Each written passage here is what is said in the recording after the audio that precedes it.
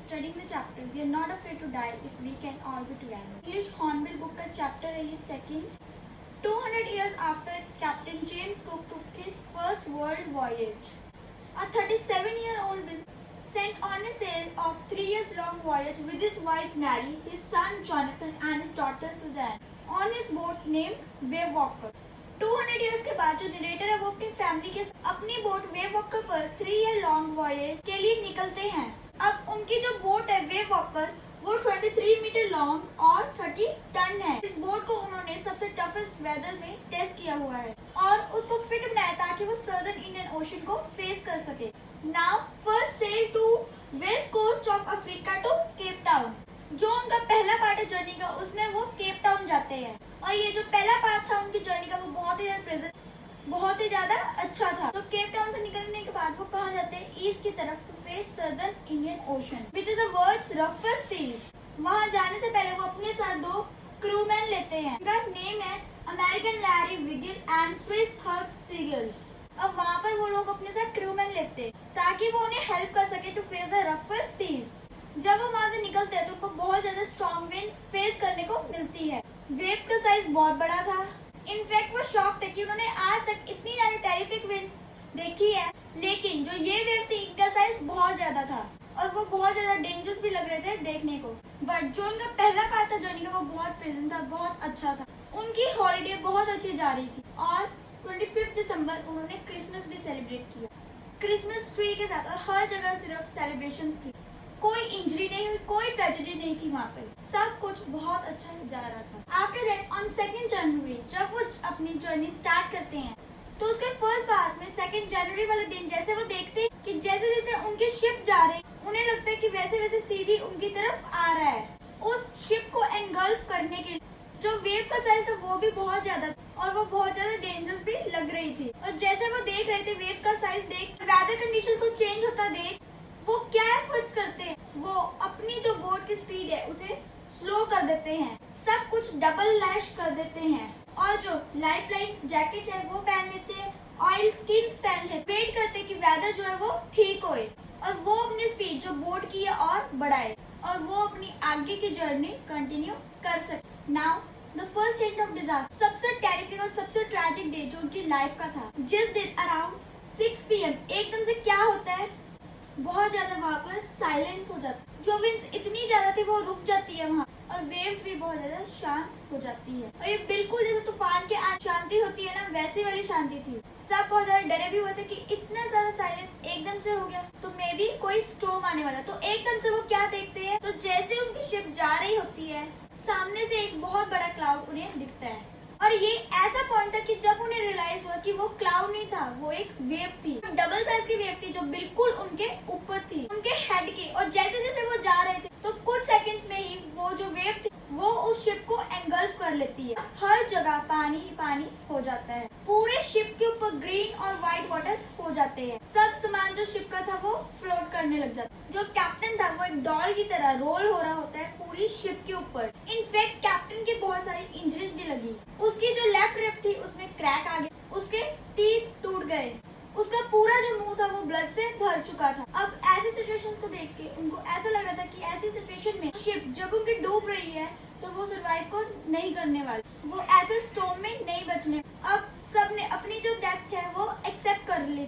लेकिन एक ray of hope अभी भी थी वहाँ पे। और वहाँ जैसे ही वेव ने उनको एंगल्फ कर लिया और वहाँ पे पानी आ गया तो वहाँ पर एक और वेव आई जिसने दोबारा से उस शिप को खड़ा कर दिया और वहाँ पे जो शिप थी वो दोबारा से फ्लोट करने लगी। Now there was water everywhere, जो डेक्स थे वो टूट चुके थे, जो शिप का फ्रेम था जहाँ से वो होल्ड करते थे शिप को वो भी टूट चुका था, हर जगह पानी, डेब्रिस थे वो फ्लोट कर रहे और जो उनके क्रूमैन थे वो पूरी कोशिश कर रहे थे वो कि जितना भी पानी है शिप में वो उसे पंप करके बाहर निकाल सके ताकि शिप में जो अंदर पानी आ चुका है उसे बाहर निकाल दे और शिप दोबारा से फ्लोट करने लगे। इनफैक्ट जो चिल्ड्रन थे उनके भी बहुत सारी इंजरीज, जो सुजैन थी उनके सर पर चोट लग गई थी, जॉनथन के भी बहुत ज्यादा इंजरीज लगी थी। नाउ जो शिप है वो सिंक कर रही है और हर जगह पानी ही पानी है, शिप पूरी तरह से टूट चुकी है, उसकी कंडीशन बहुत ज्यादा खराब हो चुकी है। Now on this day they face a lot of problems, उनके जो हैंड पंप्स है वो ब्लॉक हो चुके हैं, उनके जो इलेक्ट्रिक पंप है वो शॉर्ट सर्किट हो चुके हैं।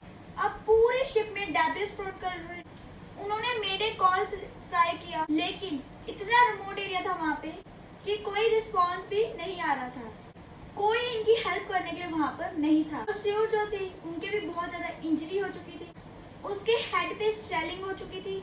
लेकिन इसके बीच में स्यू जो थी वो अपने फादर को नहीं परेशान करना चाहती थी, क्योंकि उसको दिख रहा था कि मेरे जो फादर है वो कितनी ज्यादा एफर्ट्स कर रहे हैं हमारी लाइफ सेव करने के लिए, और इस बीच मैं उनको इतनी छोटी प्रॉब्लम्स जो है उसको बताकर मैं उन्हें और परेशान नहीं कर सकती। नाउ ऑन जनवरी 3 जो वाटर लेवल है वो अंडर कंट्रोल हो जाता है। वो देखते हैं कि उनकी जो शिप की कंडीशन है वो बहुत ज्यादा खराब हो जाती है, उसके फ्रेम्स टूट चुके हैं, उसका डेक टूट चुका है। ज्यादा से ज्यादा जो उनकी शिप है वो उन्हें 15 आवर्स तक ही रख सकती है, उसके बाद वो सिंक हो जाएगी। तो उनका जो मेन कंपास है वो गुम चुका है। सारी कैलकुलेशंस करने के बाद उन्हें पता चलता है कि ये जो हमारे पास है, सारी कैलकुलेशंस करने के बाद उन्हें रियलाइज होता है कि उनके आसपास सिर्फ 2 आइलैंड है, एक ऑस्ट्रेलिया और दूसरा एम्स्टर्डम। ऑस्ट्रेलिया तक जाने के लिए उनकी शिप की कंडीशन बिल्कुल भी नहीं थी, तो उनके दिल में सिर्फ एक होप थी कि मे बी हम एम्स्टर्डम तक पहुंच जाए, अगर सब कुछ ठीक रहे, शाम तक सारा वेदर ठीक रहे और 5 o'clock तक सारा वेदर वो वैसे ही रहे। ऑन जनवरी 4 दे सी कि उनकी जो शिप की कंडीशन है वो बहुत ज्यादा खराब हो चुकी है और वो सेल आगे नहीं कर सकते। So there was a shortage of food और मैरी को किसी तरीके से कॉर्न बीफ और क्रैकर बिस्किट्स मिल जाते हैं। 2 दिन के बाद उनको खाना मिलता है और वो भी क्या मिलता है, बिस्किट्स। तो आप सोच सकते हैं कि कितनी बुरी कंडीशन शिप की होगी और उनकी होगी। फिजिकली मेंटली वो कितनी सारी प्रॉब्लम्स फेस कर रहे थे उस टाइम पे। नाउ ऑन जनवरी 5 जब सारी कंडीशंस नॉर्मल हो जाती और जो हमारे नरेटर है वो जॉन के रूम में जाते हैं और उनसे पूछते हैं कि अब उनकी तबीयत कैसी, और उनको थोड़ा कंफर्टेबल कराने की कोशिश करते हैं। जब वहाँ पर वो पहुंचते हैं तो जॉन उनसे पूछता है, daddy are we going to die?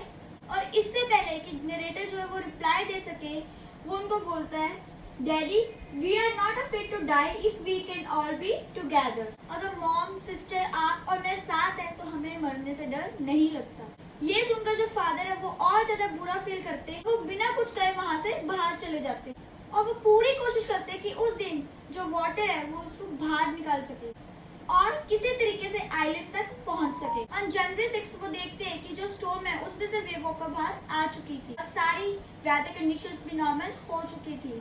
अब जो उनकी बेटी है सुजैन वो एक कार लेकर आती है और उसमें उसने फनी क्रिएचर्स बना रखे होते हैं। बच्चे पूरी तरह से कोशिश करते हैं कि वो अपने फादर को किसी तरह से चेयर अप कर सके। इतनी ट्रेजिक सिचुएशन में पूरी फैमिली बहुत बुरी तरह से टायर्ड हो चुकी थी और वो सारे सो जाते हैं रात को। सुबह जब वो उठते हैं तो जो बच्चे हैं वो अपने फादर के पास आते हैं और बोलते हैं, daddy you are the best daddy in the world. ये सुन के जो हमारे नरेटर है वो कहते हैं, how can you say that I am the best daddy in the world. मैं तो ना ही कोई शिप को सिंक होने से बचाया, ना ही मैं एफर्ट्स कर पाया, आप सबको बचाने के लिए इतनी इंजरीज भी हुई। तो वो कहते हैं कि डैडी आप एक बार बाहर निकल के देखो। तो सही हम आइलैंड पहुंच चुके हैं। जैसे ही औरतें वहाँ पे जाते हैं और देखते हैं बाहर तो उनके सामने एक आइलैंड होता है। टाइम उनका सबसे बेस्ट पार्ट होता है और इतना खुश होते हैं वो सारे कि उनके सामने दुनिया का सबसे सुंदर आइलैंड था। नो मैटर वो एक आइलैंड की फिजिकली देखने में सिर्फ एक वोल्केनिक रॉक था, लेकिन उस टाइम उतनी बुरी सिचुएशन में वो दुनिया का सबसे बेस्ट आइलैंड था जो कि एम्स्टर्डम आइलैंड था। इतनी बुरी कंडीशंस के बाद भी वो एक आइलैंड पर पहुंच जाते हैं और जितने भी 28 इनहैबिटेंट्स होते हैं वो सारे चीयर अप करते हैं और बहुत खुश होते हैं। ये देख के उनमें दोबारा से कॉन्फिडेंस आता है कि हाँ हम सरवाइव कर चुके हैं और आगे भी हम अपनी जो जर्नी है उसे कंटिन्यू कर सकेंगे। एंड आफ्टर दैट जो ऑथर है वो याद करते हैं कि जो क्रूमैन है उन्होंने कितने एफर्ट्स किए, वो पागलों की तरह पानी बाहर निकाल रहे थे शिप से ताकि शिप बच सके। मैरी ने सारी रात बैठकर व्हील चलाया और जो बच्चे थे उन्होंने पूरा ट्राई करा कि वो अपने फादर को अपसेट ना कर सके। इनफैक्ट उनकी इतनी ज्यादा इंजरीज थी फिर भी उन्होंने अपने फादर को बिल्कुल भी बुरा फील नहीं करवाया और कि वो उनको बचा नहीं सके। बच्चों की ऑप्टिमिस्टिक थिंकिंग और पूरी फैमिली की और क्रूमैन की उनके एफर्ट्स ने उनको हेल्प किया कि वो एक आइलैंड ढूंढ सके और सरवाइव कर सके। So this is how our story ends. I hope that you all understood the chapter. Till then, I see you in my next video. Bye.